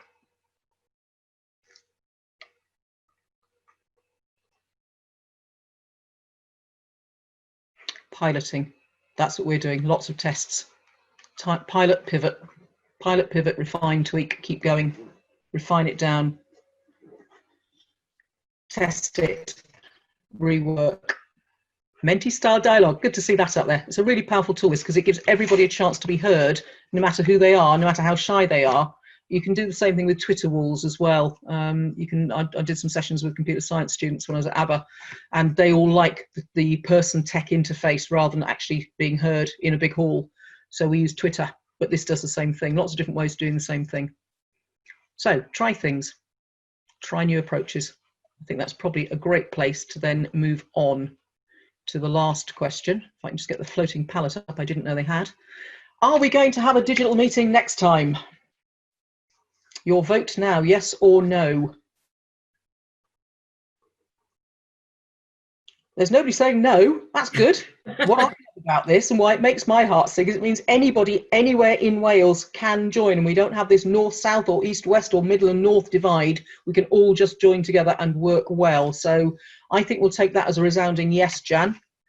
I'm going to stop sharing now and hand back over to you to bring things to a close. I'm just going to pull up the last slide, actually. Having said I'm going to stop sharing, there is one slide I need to share, which is the final one. So let me just do that now.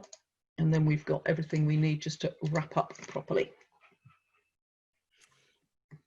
Okay, thank you very much, Carolyn. I think both of those sessions really useful. I found them very useful, and I think for people that haven't used Mentimeter before, it's a fun way of collecting the views of the people in an online meeting and making sure everybody stays awake and get them to contribute and take part. So thank you, everybody who was able to take part in that little participant practical session. I think the overwhelming view is that we will move, the next meeting will be similar. It will be online through Zoom or the GoToMeetings platform, GoToWebinars platform we use. And just looking at dates, we try and meet about 3 times a year. So before the meeting, Carolyn and I looked at dates, and we're suggesting that unless there's a reason, something particular happening in Wales, but Thursday the 15th of October, the morning of Thursday, the 15th of October, will be the date for the next meeting.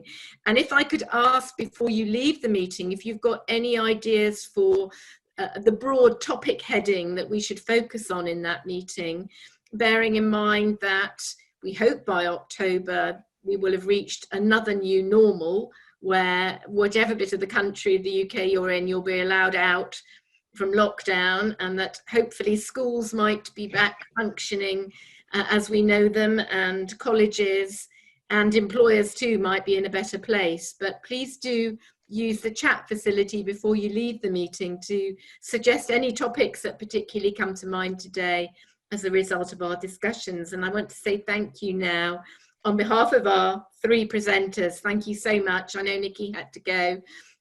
And Gareth, but thank you so much for sharing time with us this morning. I think it's been really useful to present in this way, and I've loved some of the takeaways that we've all learned from the session. So thank you to everybody who's participated. I hope you enjoyed it. Let us know in the chat before you leave. And hopefully we'll see everybody again, or a slightly different audience, because the nature of these meetings has been is that people dip in and dip out depending on the topics we're covering. We hope you have an enjoyable summer. Get a holiday if you can in some way, even if it's camping. And we'll see you again, I hope, in October. Thank you very much, everybody. Thank you.